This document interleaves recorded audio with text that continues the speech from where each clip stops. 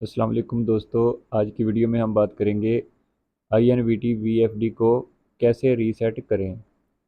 तो दोस्तों सबसे पहले हम प्रोग्राम का बटन दबाएंगे। P0 के अंदर जाएंगे। P0 पे डाटा इंटर करेंगे तो P0 17 में जाएंगे। आप एरो की मदद से P0 17 के अंदर जाएंगे।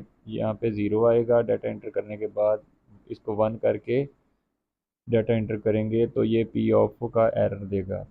पी ऑफ का एरर ख़त्म करने के लिए सबसे पहले हम प्रोग्राम का बटन दबाएंगे और पी बी में जाएंगे। पी बी में जाने के बाद डाटा इंटर करेंगे।